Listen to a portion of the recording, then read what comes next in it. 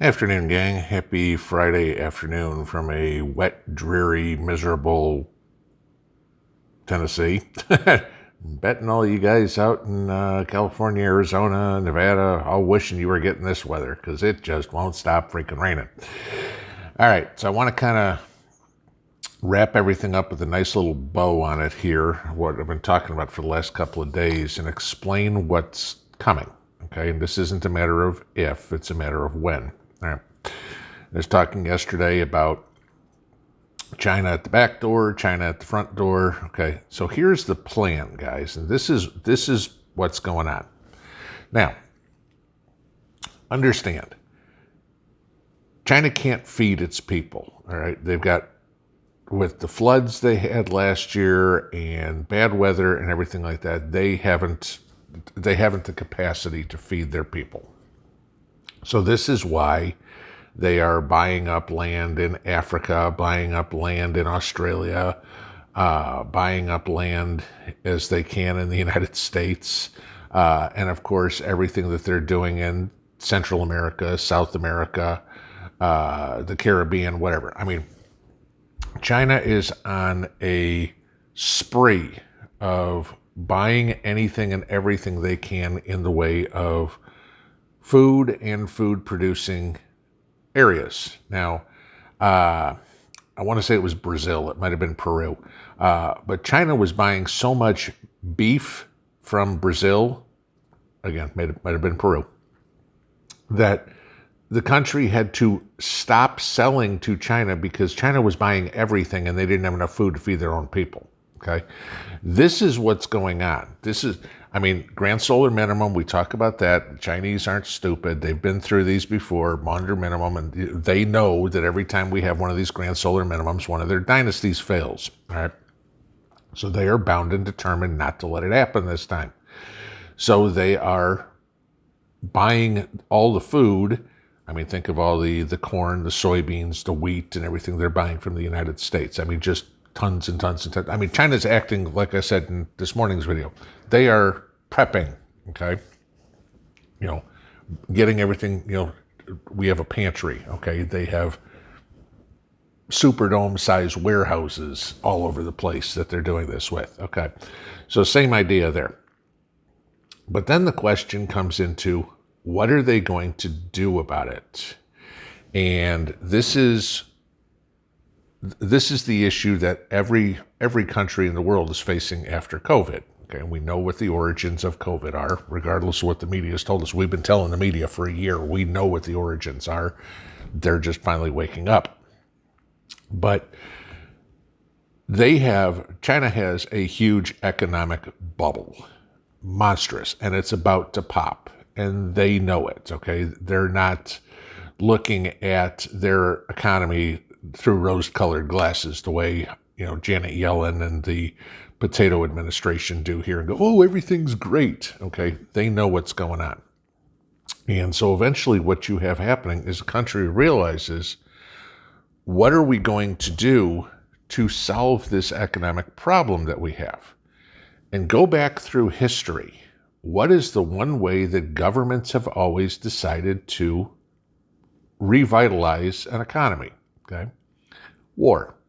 They get away from the production economy and go into a wartime economy. Look at what brought the U.S. out of World War II. Okay, we had Great Depression all the way up until 1939. All of a sudden, we get involved in World War II in 1941, and poof, we come out of World War II, and the economy is just freaking roaring. Okay, I mean, the 50s were, a wonderful time for the economy. I mean, everybody was, the guys were all coming home, buying houses, buying cars, buying motorcycles, doing whatever. The economy was doing great. China's looking at the same thing, okay? And if you don't believe me on this one, so is the U.S., all right? Now, in order for China to revitalize their economy, they need a war with a large enemy. Okay, going to war in Taiwan or something like that's not going to do it. Going to war with the United States is pretty much their only option, and they know it. All right, so it's going to be economic. It's going to be cyber. It's going to be in some way, shape, or form, a ground war as well. This is why they've got troops up in Canada. This is why they've got troops down in Mexico. Okay. They'll come in from both directions. Now, what is the objective? And this is where it ties into the World Economic Forum. You see, all these pieces work together, guys. All right. You just got to kind of put the puzzle together. Now, the World Economic Forum and our great friend Bill Gates, everybody, always talking about globalism and, a one world government and everything like that. China agrees, okay? The World Economic Forum thinks they're going to be the one world government. China thinks, no, they're going to be the one world government. So China is using the World Economic Forum as their useful idiots. It's appropriate because the guys who are in the World Economic Forum are idiots. But China's going to let the World Economic Forum do all the legwork, and then they're going to come in and just go, swipe, you're out of here, boom, bang, bang, bang, bang, bang, next, and China's now in control. This is exactly what's going on. But, we all know about China trying to knock the dollar out as the reserve currency. I don't have to go into all that. We've talked about that many times. But the depopulation thing is very, very important to China. And like I said at the top, China can't afford to feed their people. They just don't have the capacity. All right. Now, the only curveball that they threw me here recently was now they've gone off of their 1-kid policy and now they're in a 3-kid policy. So unless they're trying to have a further generation, but they need to get rid of the current generation, right? So what's the easiest way to kill off people, if you will? War, okay?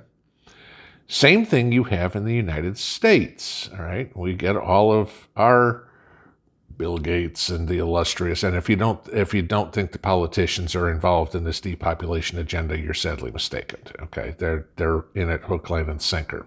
Just take a look at who's involved in the World Economic Forum, and a lot of them are politicians. Okay, around the world, so they're all in for this depopulate the world stuff. So, what is it? We're supposed to be down to 500 million people in the United States, or 500 million people in the world. I'm sorry. It's supposed to be like 100 million people in the United States. So we're supposed to drop, 230 million people or whatever. A government can't go in and just go, you know what? Let's just spread Agent Orange all over the place. And okay, they can't do it that way. So they need to have somebody else be the bad guy. In China's case, the United States would be the bad guy. In the United States case, China would be the bad guy. And while the politicians are sitting back going, yep, we'll just let them all kill each other. Who cares if it's on our side or their side? Okay. They're accomplishing their goal. And literally what you're going to have is the Chinese killing off the Chinese and the Americans killing off the Americans, and they'll just blame it on each other. Oh, deflection. Gee, because the Democrats have never practiced that one. Okay.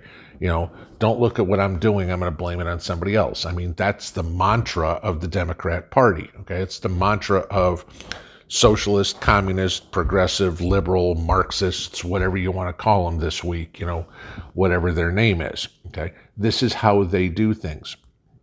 Look through history. Okay. Anytime you have a purge of population, gee, what type of government's in charge? Okay. And this is what they're always trying to do. So this is what's going on. Literally, China is saber rattling, chest thumping all over the world, Taiwan, Australia, the United States, whatever, saying, don't threaten us, don't look into the origins of CV, anything like that, nuclear war is coming. This is what's going to wind up happening, okay? We will see an economic war. We're already seeing that, okay? We will see cyber warfare, okay? I believe we're already seeing that with Colonial, with JBS. Now if you saw what happened in Puerto Rico, there was a fire and a hack to the grid down there. what better place to practice on the U.S. than a U.S. territory? Because there's only 3 grids in the United States, East, West, and Texas. You go after any one of those, it's huge. But you go after little Puerto Rico, and Puerto Rico's an afterthought to most politicians anyway, so it's a good practice way to do it. All right. Then, of course, you get biowarfare, which I am a firm believer, I've said for a while, and you all know Angry Prepper and I talked about this. We both have the opinion that Ebola is going to be the next one that's rolled out. That biowarfare is going to take place, that COVID was just a test run, if you will, to see how the sheep reacted to everything. And then when they bring out, anything else that's been created in a lab, that'll be next. And of course, then China's already talked about using nuclear weapons on U.S. military bases. Now, military bases are large for the most part, but nuclear weapons are larger. Okay, and you've got fallout that doesn't just stop at the gates. All right, so those are things to look for. These are what their plans are. Come in from the north, come in from the south, and just gradually keep moving. And like I said, with everything on the buying up land and buying up houses, that gives them staging areas where they have control over property. I mean, 140,000 square acres. Okay, you want to roll tanks in, you want to roll divisions in, you got tons of space to go in there, and nobody's going to say, hey, get off my property, because it's theirs. Gee, you need to house people? Well, hell, they're buying up neighborhoods and houses and everything like that everywhere. So they've got plenty of barrack space for any of the troops. This is what's going on, guys. Okay, this is what's coming. People don't want to talk about it. People are just, I'll put my blinders on, and if I don't see it, it's not happening. All right, it's time that the public gets their head out of the sand. We're not a bunch of ostriches. I understand that the sheep will never listen, but this is what we need to be prepared for. All right, what are you going to do when the troops come marching down your street? Because it's going to happen. All right. Maybe you're in the cities. That's going to happen a lot sooner than it's going to happen to those out in the country. All right. By the time it happens out in the country, chances are, or by the time it happens in the city, the people in the country are going to know. But again, what the Chinese are trying to do is take over the food supply and the water supply. And if you all don't know, you've probably seen this. We send, China comes here with tankers and buys fresh water from the United States and sends just tankers of water from California to China pretty much 24/7, okay? So, yeah, they are trying to get all the resources so they can feed their people, the ones that survive, and then also increase their population going forward so they can spread them out around the world. And then all of a sudden, a generation from now, we have an entire Asian world. Like many of you said, the Chinese are patient. I mean, they have a plan and they will lay it out over generations. That's the way they do things. It's not a quick fix. So I just wanted to put a bow on all of this for you guys, because you're wondering what's all the hubbub is with China. But if you take all the pieces and put it together, that's what's going on. So have a good afternoon, guys. We'll see you in the morning. Pinball out.